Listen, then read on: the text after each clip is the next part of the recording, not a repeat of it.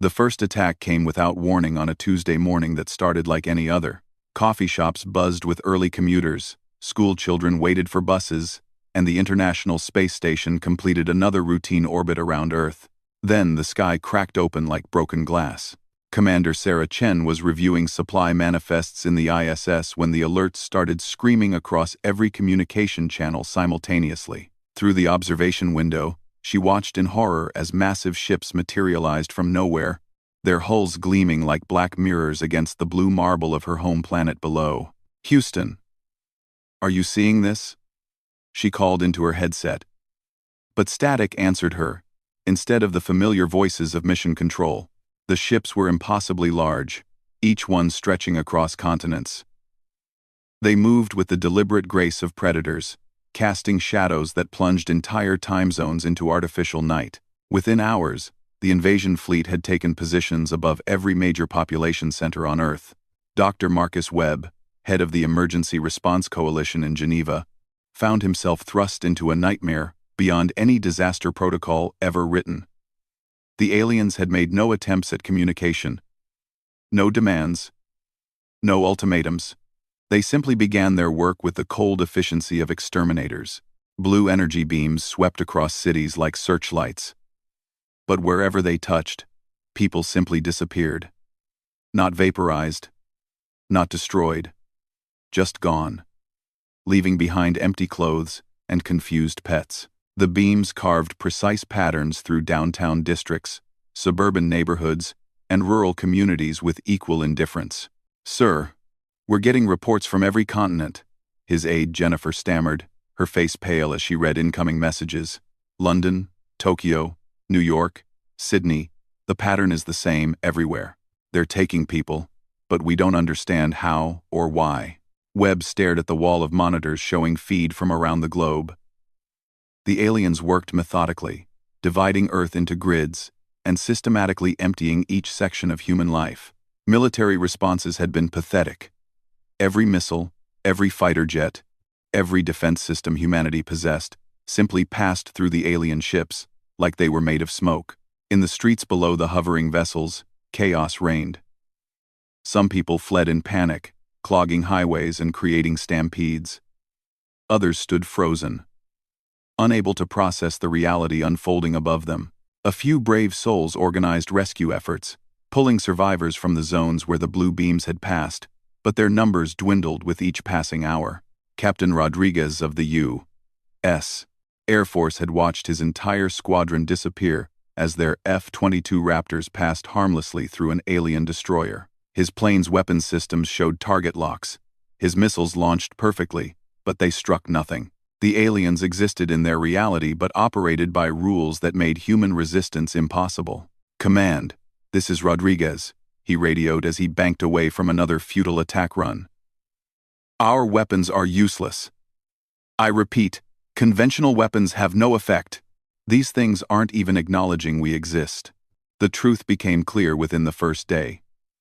Humanity faced an enemy so technologically advanced that their civilization might as well have been ants trying to fight giants. The aliens possessed technology that operated beyond human understanding, making their ships untouchable, while their harvesting beams worked with perfect precision. Dr. Elena Vasquez, working frantically in her laboratory at CERN, tried to make sense of the readings her instruments collected. The alien ships existed in multiple dimensional states simultaneously, phasing in and out of reality according to their needs. When they wanted to be intangible, human weapons passed through them. When they wanted to affect Earth, their beams reached through whatever defenses humanity tried to erect. "It's like they exist in several dimensions at once," she explained to the Emergency Council via video link. "They can choose which aspects of our reality to interact with.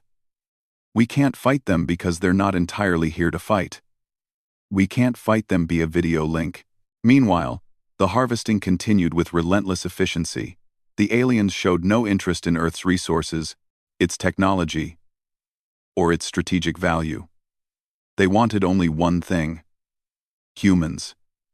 Men, women, children, all taken with equal disregard for age, nationality, or any other human distinction. Commander Chen watched from the space station as the blue beams swept across her hometown of San Francisco. She could see the Golden Gate Bridge standing empty, the streets below devoid of the life that had thrived there for generations. Her family was down there somewhere, or had been before the beams passed through their neighborhood. "This can't be happening," she whispered, pressing her palms against the observation window. "There has to be something we can do." But as the hours turned to days, it became clear that conventional resistance was hopeless. Every military force on Earth had tried and failed. Nuclear weapons detonated harmlessly inside the alien ships. Electromagnetic pulses had no effect. Even ramming attacks with massive cargo ships accomplished nothing as the vessels passed through the alien hulls like ghosts. The harvest was systematic and thorough. The aliens worked outward from major population centers, their blue beams carving through suburban sprawl and eventually reaching into rural areas. Farmers disappeared from their fields. Hikers vanished from mountain trails. Fishing boats returned to empty ports with only seagulls to witness their arrival. World leaders gathered in emergency sessions, but what could they discuss? Surrender was meaningless to an enemy that didn't communicate. Evacuation was impossible when the enemy controlled the skies. Hiding underground only delayed the inevitable, as the beams penetrated through solid rock as easily as air. President Harrison addressed the world from a bunker beneath the White House. Her voice steady, despite the desperation of their situation. "My fellow human beings, we face an enemy beyond our current ability to resist. But humanity has survived ice ages, plagues, and countless disasters throughout our history. We will not surrender to extinction without using every resource at our disposal." The words rang hollow when their best weapons were useless toys against the alien technology. Hope dwindled as the harvest continued day and night without pause.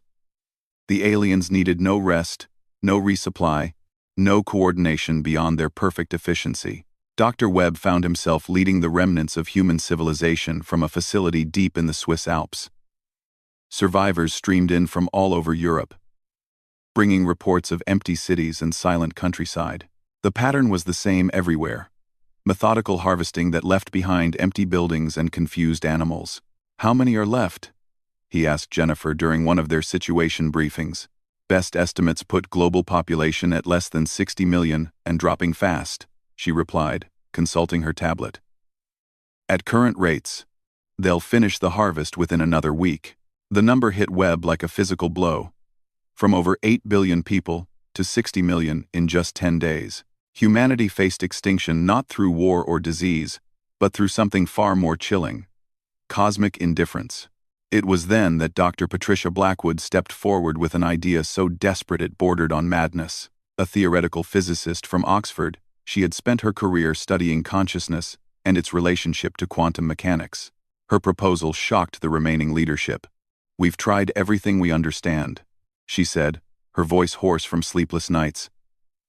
"Military force, technology, hiding, running. Nothing works because we're operating on their terms. But there's one thing we haven't tried. Something uniquely human." "What are you suggesting?" Webb asked. "We stop fighting them with tools and weapons," Blackwood continued. "We reach out with our minds, our hearts, our spirits. We send a message not to the aliens, but to the cosmos itself. A plea for mercy, broadcast with every ounce of human consciousness we can muster." The idea sounded like fantasy, but Webb realized they had exhausted every practical option. If humanity was going to die anyway, perhaps their final act should be something that transcended mere technology. "How would we even attempt such a thing?" he asked. "Global meditation," Blackwood replied. "Every surviving human focuses their thoughts at the same moment. We use radio telescopes, satellites, every communication device we have left, to amplify our message into space. But more than that, we open our minds and hearts completely. We show the universe what humanity really is beneath all our wars and conflicts." The plan spread through the survivor networks within hours. Religious leaders of every faith embraced it. Scientists who had never believed in anything beyond empirical data found themselves considering possibilities they had dismissed their entire careers. Ordinary people clinging to life in shelters and bunkers grasped at this final thread of hope. Commander Chen volunteered to coordinate the effort from orbit, using the space station's communication arrays to broadcast their collective message into the void. As she prepared the equipment, she found herself thinking about her daughter's laugh, her husband's gentle hands, the way morning light fell through their kitchen window. "If anyone or anything out there can hear us," she said to the stars visible through the observation window, "we're not asking for victory. We're not demanding justice. We're just asking for mercy. We're asking for a chance to show that humanity deserves to exist." Below her, across the rapidly emptying Earth, 60 million human beings prepared to join their voices in the most desperate prayer their species had ever offered. They would speak not as Americans or Chinese, not as Christians or Muslims, not as rich or poor, but simply as human beings facing the end of everything they had ever known. The aliens continued their harvest, unaware that their victims were planning something that transcended every weapon humanity had ever created, something that came not from laboratories or military academies, but from the deepest wells of human hope and love. The countdown began for humanity's final gambit. A message thrown into the cosmic dark with nothing but faith that someone, somewhere, might be listening with compassion rather than conquest on their minds. The moment arrived at exactly 15:42 Greenwich Mean Time on what might have been humanity's final day. Across the planet, 60 million voices joined in a prayer that transcended language, religion, and nationality. In hidden bunkers, survivors closed their eyes and opened their hearts. In empty cities, lone figures stood on rooftops and reached toward the sky. In the space station orbiting Earth, Commander Chen activated every communication array and added her voice to the chorus. Dr. Patricia Blackwood stood in the CERN facility, surrounded by the most advanced scientific instruments humanity had ever created, but she ignored all of them. Instead, she placed her palms flat against the concrete floor and let her mind expand beyond the boundaries of rational thought. Around her, physicists and engineers who had spent their lives studying the universe through mathematics now sought to touch it with their souls. "Please," she whispered, though her words were meant for something far beyond human hearing. "We're not perfect, but we're trying to be better. We love, we dream, we hope, we care for our children and our elders. We create beauty where none existed before. Don't let us disappear without leaving some mark on the cosmos." In Tokyo, in the ruins of what had been the most populous city on Earth, elderly Mrs. Tanaka sat alone in her traditional garden. The aliens had taken her family, her neighbors, everyone she had ever known, but somehow, their blue beams had passed over her small sanctuary. She pressed her weathered hands together and spoke to the cherry tree that had grown in her garden for 50 years. "Old friend," she said in Japanese, "you have watched over my family for so long. Now, I ask you to carry our message beyond the stars. Tell the universe that humans know how to tend growing things, how to find beauty in simple moments, how to love without condition." The cherry tree, barren in the autumn season, began to tremble as if touched by an impossible wind. Across the Atlantic, in the Amazon rainforest, Dr. Miguel Santos crouched beside a massive cecropia tree. The indigenous tribes had fled weeks ago when the alien ships appeared, but he had remained to document whatever happened to the forest. As the global meditation began, he placed his forehead against the ancient bark and let his consciousness merge with the vast network of roots and fungal connections that linked the entire jungle. "The forest knows," he whispered. "It remembers when humans first learned to use fire, when we developed language, when we discovered art. We're part of your story too. Please don't let them erase us from the world." The response began slowly, so subtly that at first no one noticed. In Mrs. Tanaka's garden, the cherry tree's trembling intensified. Leaves that should have been brown and brittle burst with sudden green growth. Flowers bloomed out of season, their petals glowing with an inner light that had nothing to do with photosynthesis. In the Amazon, Dr. Santos felt a vibration through the forest floor that seemed to originate from the planet's core. The cecropia tree's bark grew warm under his touch, and he heard what sounded like a vast, slow heartbeat echoing through the earth. Commander Chen watched from orbit as something extraordinary began to happen across Earth's surface. Aurora patterns appeared in skies where they had never been seen before. Brilliant curtains of light dancing above the equator, pulsing in rhythm with some cosmic music only the planet could hear. "Houston, are you seeing this?" she called, forgetting that mission control had been empty for days. But the most remarkable changes were happening in places where humans still survived. Animals that had fled civilization during the alien attacks now returned, but they moved with purpose rather than the random patterns of normal wildlife behavior. In the Swiss Alps facility, Dr. Webb stood at an observation window and watched in amazement as wolves emerged from the forest. But these were unlike any wolves he had ever seen. Their eyes held an ancient intelligence, and they moved in perfect formation toward the alien ships hovering above the valley. "Jennifer, are you recording this?" he asked his aide, who was frantically trying to capture what her instruments were showing. "Sir, the readings don't make sense," she replied. "Every life form on the planet is showing synchronized bioelectric activity. It's like they're all connected to something." The connection was deeper than anyone could have imagined. As humanity's desperate plea reached into space, it had awakened something that had been dormant since the planet's formation: Earth's own consciousness, vast and patient and protective of the life it had nurtured for billions of years. In the deepest ocean trenches, colossal squids rose from abyssal depths where alien sensors couldn't reach. Their tentacles crackled with bioluminescence that formed complex patterns. Messages written in living light that spoke of ancient bonds between the planet and its children. On the African savanna, elephants gathered in massive herds and began a migration unlike any in recorded history. They moved in perfect lines toward the alien ships, their trumpeting calls harmonizing with whale songs from the ocean and the howls of wolves from distant mountains.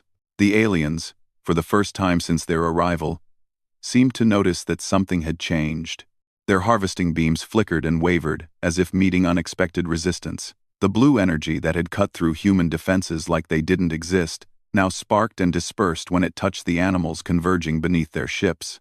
Dr. Elena Vasquez, monitoring from her laboratory, watched her instruments register energy signatures unlike anything in known physics.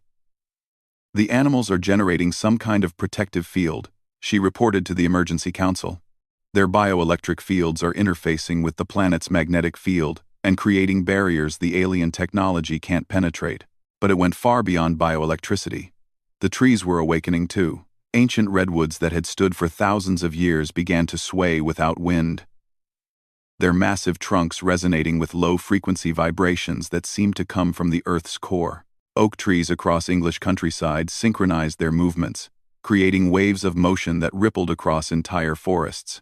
In Australia, Aboriginal elder Thomas Walkabout felt the songlines his ancestors had mapped across the continent, beginning to pulse with actual, physical energy. The sacred sites where his people had connected with the Dreamtime for 60,000 years now glowed with visible light, as if the earth was remembering every prayer, every ceremony, every moment of reverence humans had ever offered.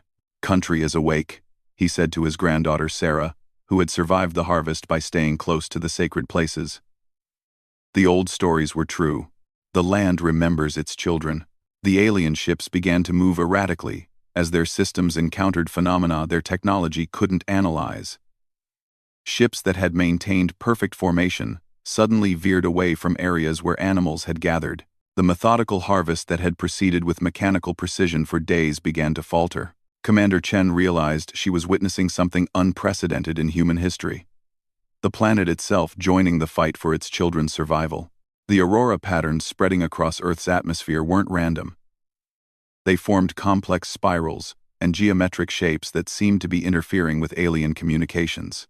"The whole planet is becoming a single organism," she breathed, watching continents pulse with synchronized light patterns visible even from orbit.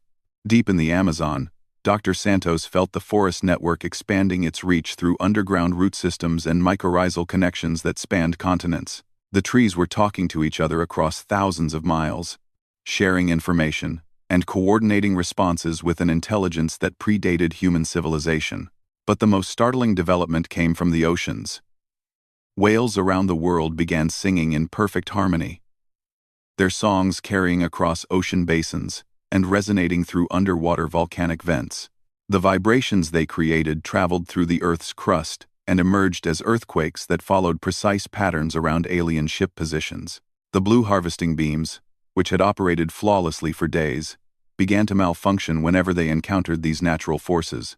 Energy that could phase through human technology scattered and dispersed when it met the protective fields generated by Earth's awakened wildlife. In the Swiss facility, Dr. Webb watched through his instruments as local wildlife formed living shields around human survivors.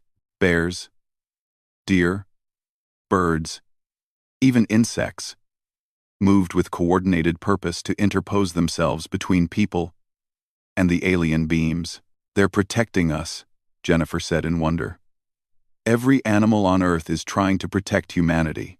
The revelation struck Webb like lightning. Humanity had spent millennia seeing itself as separate from nature, as conquerors of the wild rather than part of it. But Earth had never seen them as invaders. To the planet that had given birth to their species, humans were beloved children worth defending against any threat. Dr. Blackwood felt the change most profoundly. Her consciousness, expanded during the global meditation, remained connected to the vast network of awareness that now encompassed the entire planet. She could sense the thoughts of trees, feel the emotions of migrating herds, touch the ancient wisdom of stones that had witnessed the rise of life from primordial seas. "We're not alone," she announced to the assembled scientists and survivors. "We were never alone. Earth has been conscious all along, waiting for us to mature enough to recognize it as our partner rather than our resource." The alien ships, faced with a planetary defense system they couldn't understand or counter, began to retreat to higher altitudes. Their technology, designed to overcome any resistance from primitive species, had no response protocol for a living world that fought back with the accumulated wisdom of billions of years of evolution. But Earth was just beginning to wake up. In volcanic regions around the world, dormant peaks stirred to life. The aurora patterns in the sky intensified, creating electromagnetic storms that interfered with alien navigation systems. Ocean currents shifted to create massive whirlpools beneath hovering ships, generating gravitational anomalies that pulled at their hulls. Commander Chen realized that humanity's desperate prayer had been answered not by distant cosmic beings, but by the very world that had given them birth.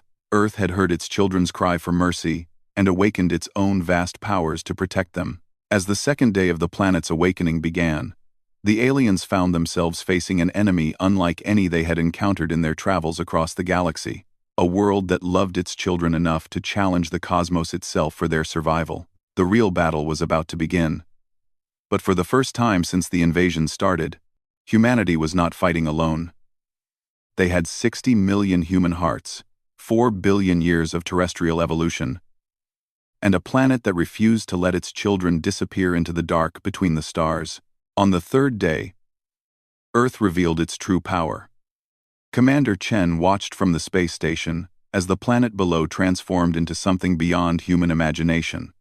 The aurora patterns had evolved into massive spirals of light that reached from the surface into space itself, creating electromagnetic fields that made the alien ships visible against the cosmic background like insects trapped in amber. The change began at dawn over the Pacific Ocean. Whales that had been singing in harmony suddenly fell silent, and in that silence, the ocean itself began to sing. The water rose in impossible columns that stretched toward the alien ships, not as random waves but as deliberate, reaching tendrils of living sea. Dr. Elena Vasquez, monitoring from her underground laboratory, watched her instruments register gravitational anomalies that should have been impossible. "The planet is manipulating its own magnetic field," she reported to anyone still listening. "It's creating localized distortions in space-time around the alien vessels." The aliens found their ships caught in gravitational wells that hadn't existed moments before. Their vessels, which had moved with perfect grace through Earth's atmosphere, now struggled against invisible forces that held them like cosmic quicksand. The more they tried to escape, the deeper they sank into the planet's embrace. In the Amazon rainforest, Dr. Miguel Santos felt the forest network reach critical mass. Every tree, every vine, every microscopic fungus had joined the planetary consciousness. The jungle breathed as one organism, its exhalations creating atmospheric pressure waves that reached into the stratosphere and beyond. The trees are generating their own weather systems. He spoke into his recording device, though he doubted anyone would ever hear it. They're creating targeted storm cells above each alien ship. Lightning began to fall upward from the Earth's surface, brilliant bolts of energy that originated in the root systems of ancient trees and struck at the alien vessels with surgical precision. This wasn't the random electricity of natural storms, but focused energy drawn from the planet's core and channeled through millions of years of growth rings. The alien ship's defensive systems, designed to repel any known form of attack, had no protocols for lightning that struck from below or gravity wells that formed spontaneously beneath them. Their technology, supreme across 1,000 conquered worlds, faltered against forces that followed no scientific laws they understood. Mrs. Tanaka, still sitting in her Tokyo garden, watched her cherry tree grow to impossible heights. Its branches stretched toward the alien ship hovering over the city, and where its blossoms touched the vessel's hull, the black metal began to change. Living wood merged with alien alloy, creating hybrid structures that pulsed with organic energy. "Even the machines can be healed," she whispered, understanding something profound about the nature of consciousness and connection. The aliens inside their ships experienced something they had never encountered in millions of years of spacefaring: fear. Their vessels, which had conquered countless worlds with emotionless efficiency, were being transformed into something alive. Control panels sprouted leaves. Navigation systems grew root networks. Weapons arrays bloomed with flowers that rendered them inoperable. Dr. Patricia Blackwood, her consciousness still expanded beyond normal human limits, felt the aliens' confusion and terror through the planetary network. They were a hive-mind species, efficient and logical, but they had never learned to love or dream or hope. They couldn't understand what was happening to them because they had no concept of the force they faced. "They're trying to communicate," she announced to the Emergency Council. "They want to know what we are." Commander Chen, orbiting above the transformation, received the alien transmission directly through the space station's communication array. But it wasn't the harsh electronic signals she expected. Instead, she heard something that sounded almost like music, complex harmonies that conveyed emotions her mind could barely process. The message was simple and universal. "What are you? How do you command the stones and water? Why does your world fight for you?" Chen found herself laughing as she composed humanity's response. After days of feeling helpless against incomprehensible technology, the shoe was finally on the other foot. She broadcast her reply on all frequencies, knowing that Earth itself would amplify her words across the galaxy. "We are the children of this world," she said. "We are born from its dust and fed by its rain. We breathe the air, made by its forests, and drink the water from its rivers. When we called out in desperation, our mother heard us and awoke to protect her children. This is what happens when you threaten a species that has learned to love its home." The alien response came as images rather than words. Memories of sterile ships and artificial environments, of species that had evolved beyond their birth worlds and forgotten their origins. They were cosmic nomads who had gained the galaxy, but lost their souls in the process. On Earth's surface, the awakening reached its crescendo. Mountain ranges shifted their positions to create massive stone amphitheaters focused on each alien ship.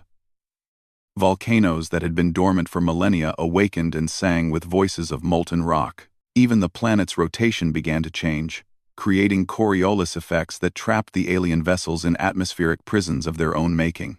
In Australia, Aboriginal elder Thomas Walkabout felt the songlines his ancestors had mapped across the continent blazing with actual physical energy. The sacred sites where his people had connected with the Dreamtime for 60,000 years now served as planetary acupuncture points, channeling Earth's consciousness into focused beams of protective force. "Country remembers everything," he told his granddaughter as they watched an alien ship struggle against hurricane winds that formed and dissipated around it, like living things. Every walkabout, every ceremony, every story told around campfires. Humans taught the land how to dream, and now it dreams of keeping us safe. The revelation spread through the survivor networks like wildfire. Humanity hadn't conquered Earth through technology and civilization. They had awakened it through 60,000 years of stories, art, music, and love. Every poem written about natural beauty, every song inspired by sunrise, every moment of wonder at a starry night, had been absorbed by a planetary consciousness that had been learning to be human.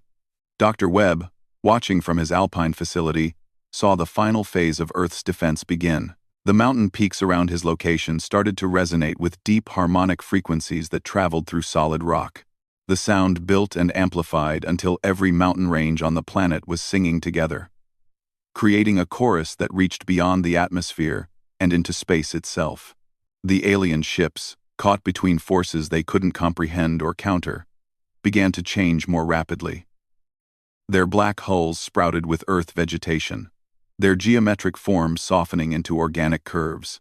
Inside, their occupants found their ships' artificial atmospheres being replaced with the sweet air of Earth forests. But rather than dying, the aliens began to change too.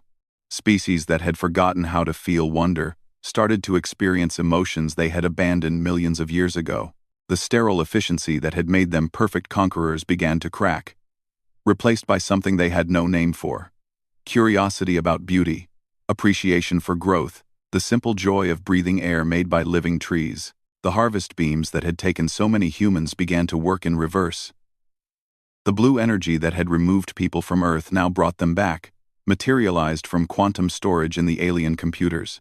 Families reunited on empty streets, children appeared in playgrounds, entire cities began to repopulate as the aliens' technology turned from conquest to restoration. Dr. Elena Vasquez emerged from her laboratory to find her husband and children waiting for her in the sunlight, confused but unharmed. Around the world, the dead spaces left by the harvest bloomed with returning life as millions of humans reappeared, their memories of captivity vague and dreamlike. "They're giving everyone back," Jennifer said, tears streaming down her face as she watched the global restoration through her monitoring systems. "The aliens are returning every single person they took." The alien ships, now completely transformed into hybrid structures of metal and living wood, began to settle gently onto Earth's surface.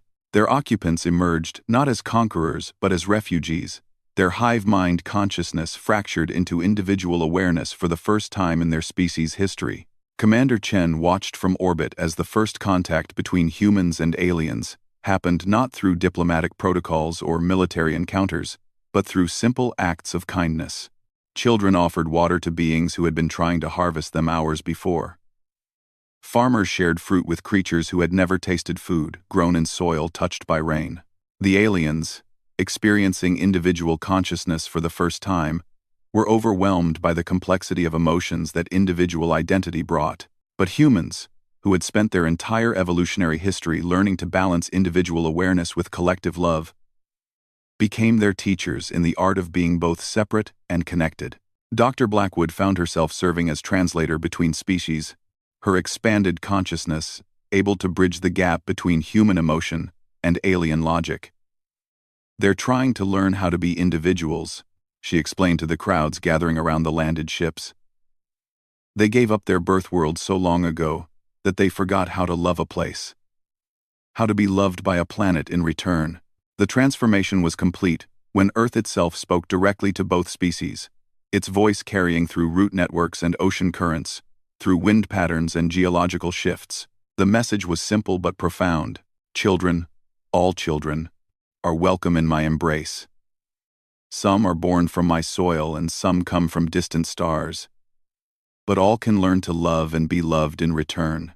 The universe is vast and often cold, but here, there is warmth for any heart that chooses to beat with mine. Over the following months, Earth became something unprecedented in galactic history.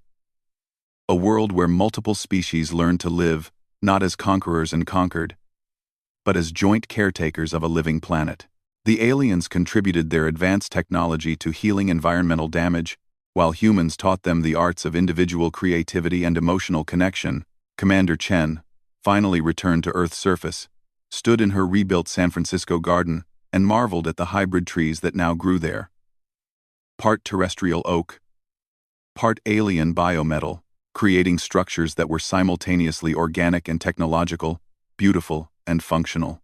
Mrs. Tanaka's cherry tree had become a pilgrimage site, its impossible height and otherworldly blossoms serving as a reminder that love and desperation could move not just mountains, but entire planets. Visitors from both species came to meditate beneath its branches, learning the patience and wisdom that came from growing slowly over many seasons. The galaxy, meanwhile, struggled to understand what had happened at Earth.